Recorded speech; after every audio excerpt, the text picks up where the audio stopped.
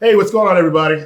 This is Vincent D. Miles coming to you live here from the Wilkerson Theater on this, what's it, Wednesday evening, I think it is, something like that.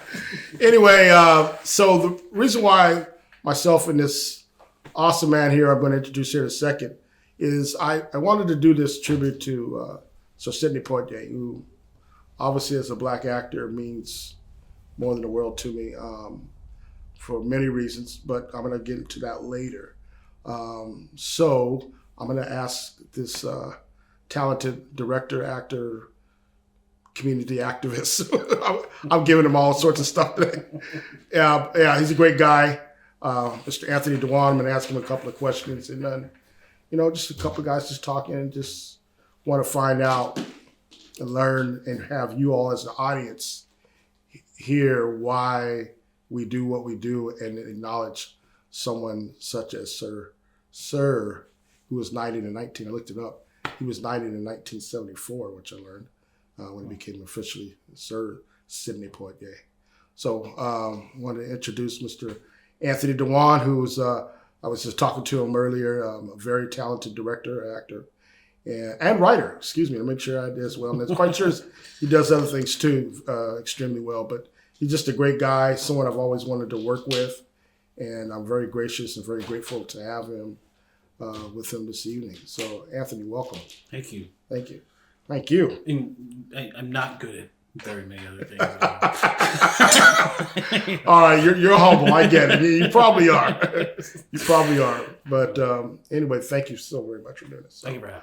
All right, so obviously, as a black actor, I just want to know, how has Sidney Poitier influenced your journey in doing what you do, and why is it important to you?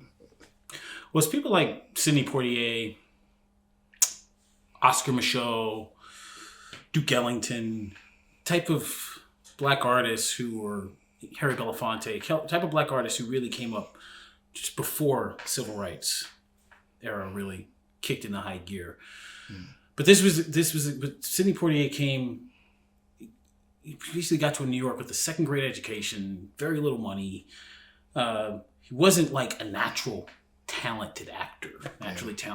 He had to work for it. He taught himself how to kind of lose his West Indian accent by listening to the radio. He built it on his own. He had pretty much no training.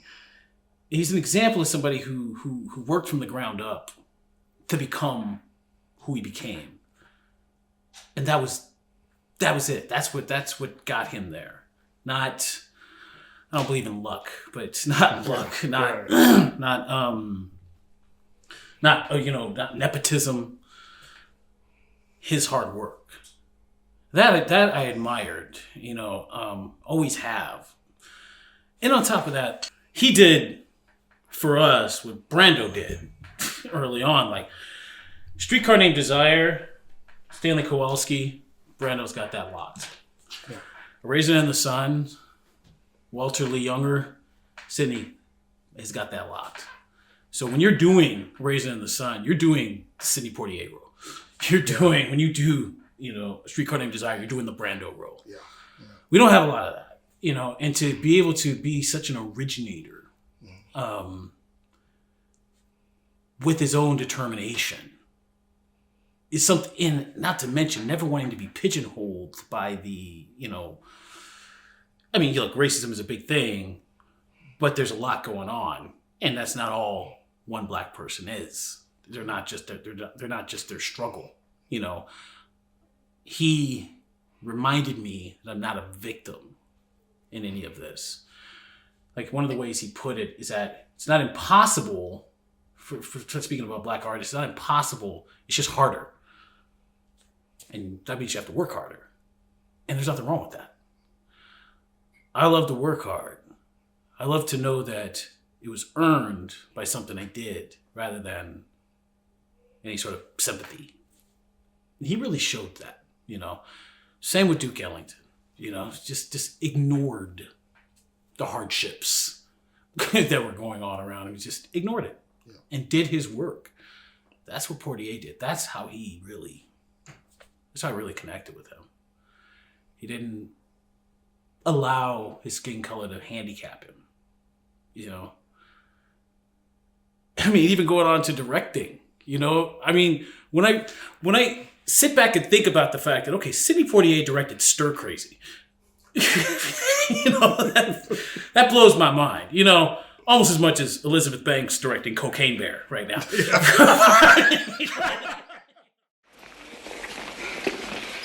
Excuse me, sir. Could I please... Wait a minute. Wait a minute. I'm not a troublemaker.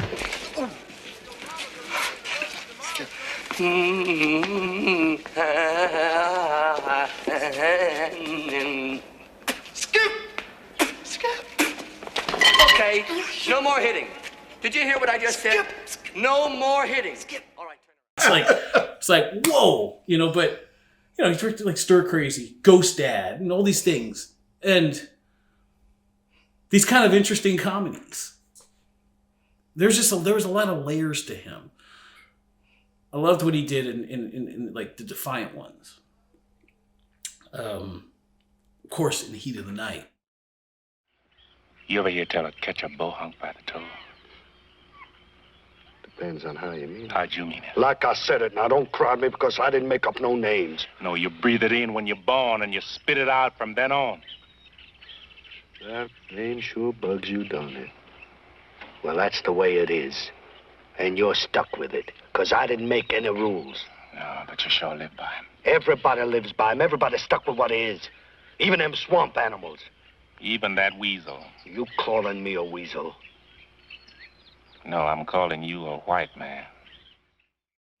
But no, that's what. He was, he moved. He didn't give excuses. He did the work. He was not afraid to fail. That's another place where I really admire him. Not afraid to fail. You know, that's why. They call me Mr. Tibbs. Mr. Tibbs! Well, Mr. Wood, take Mr. Tibbs, take him down to the depot, and I mean boy like now.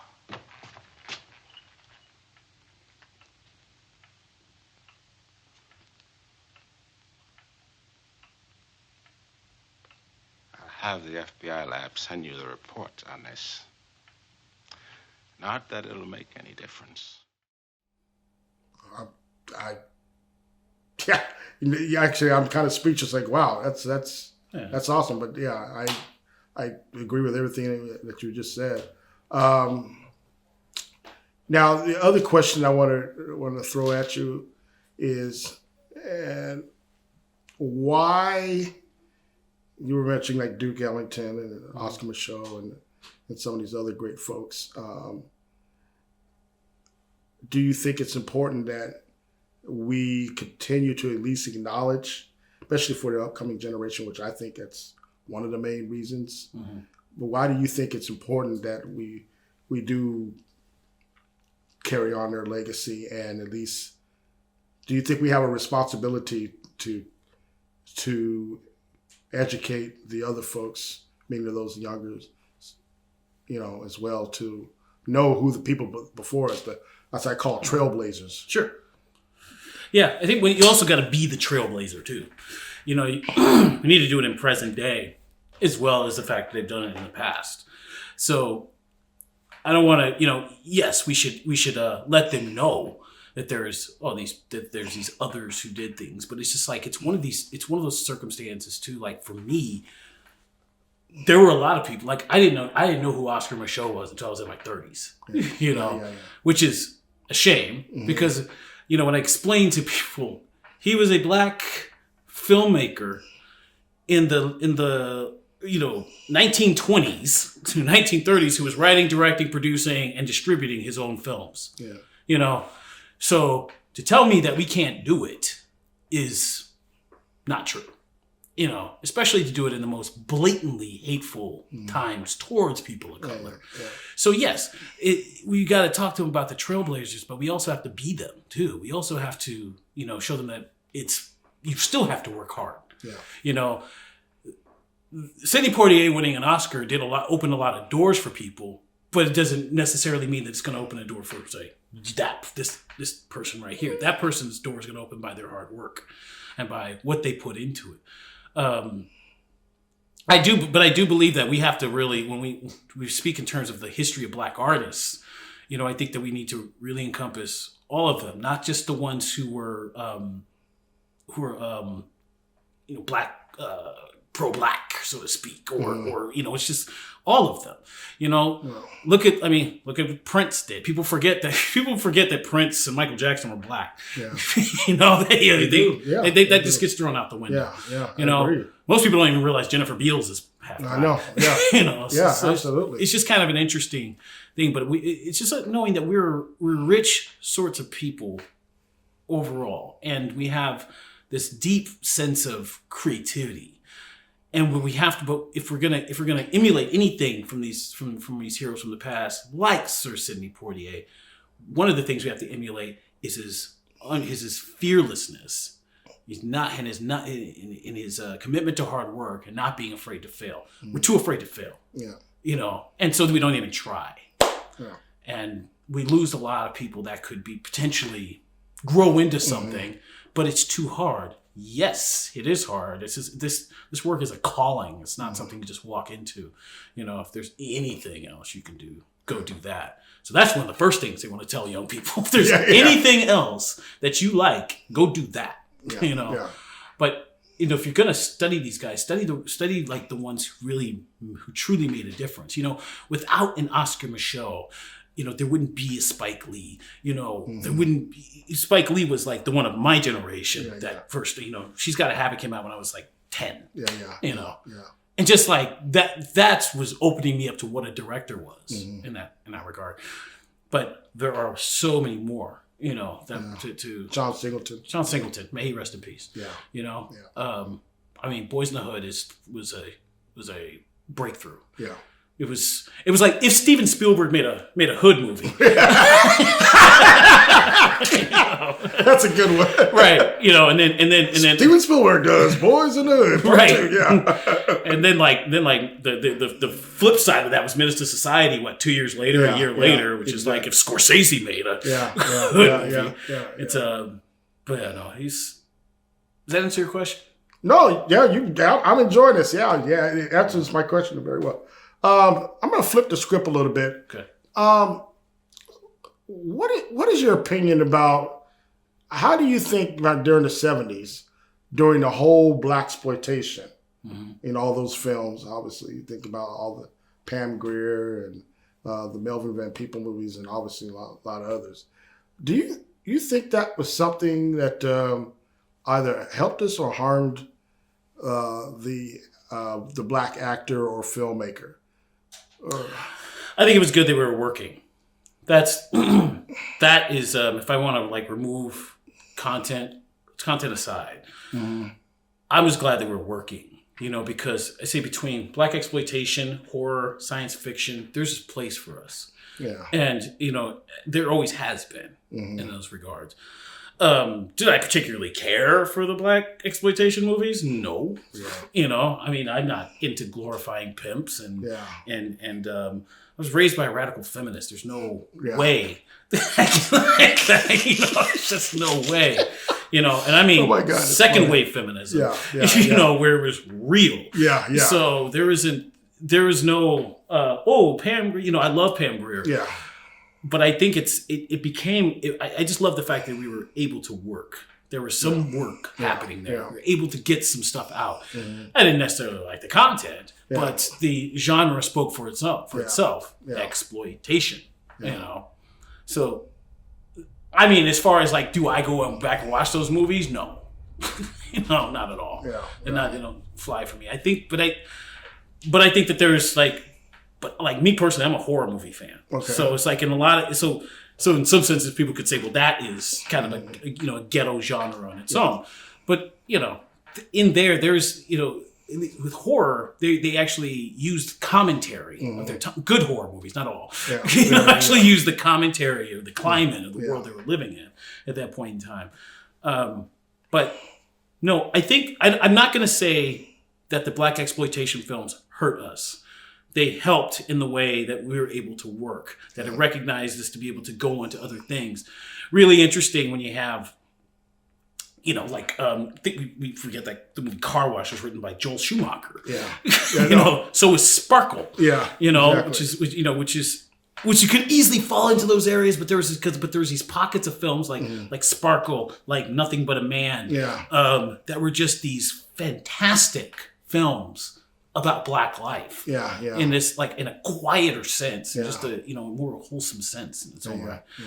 But I just think that there was something great about being able to work. Yeah. Us being able to work.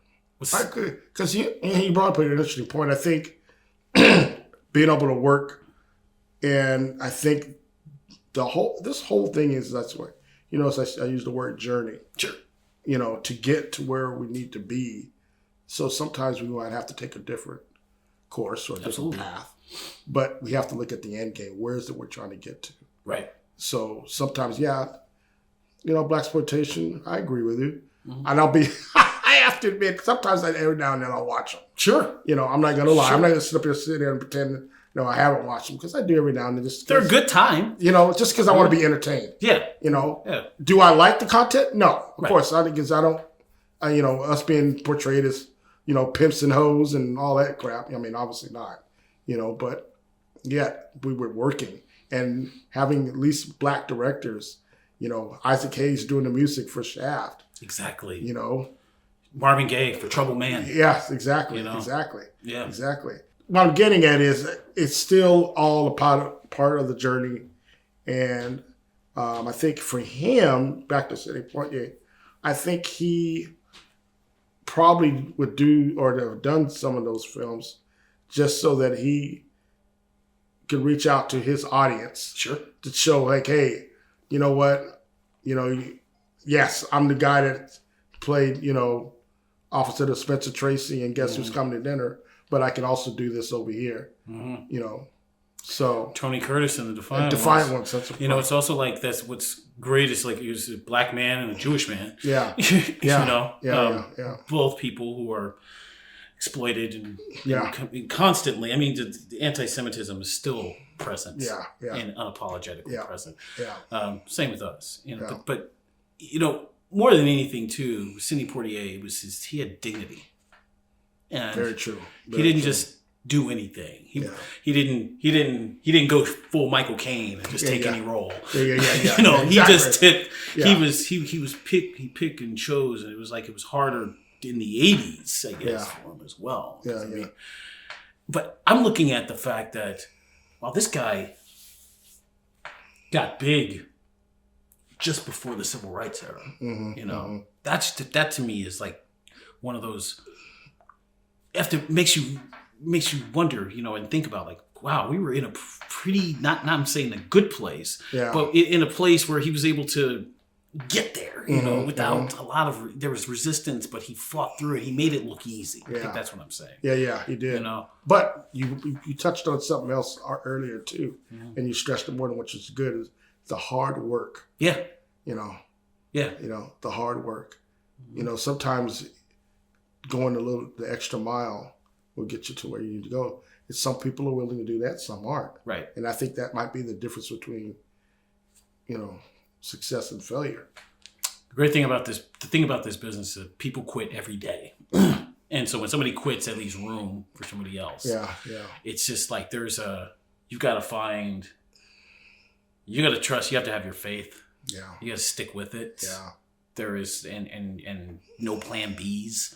Just say you're going to stick with it. That's the hardest thing in the world. I admired that about Sidney Poitier, because it was like, there was the fact that you sit there, that he uses talk radio to work on his, on losing his accent. Yeah. Like when my mentor used to tell me how to get better speech and pronunciation, just read the periodicals out loud, read the newspapers out loud, read stuff out loud, read the Bible, read whatever it is out loud, and just kind of get your more in the sense of rhythm and how to speak. Because we all have to learn how to actually talk. Yes. I mean, he used his instrument like crazy.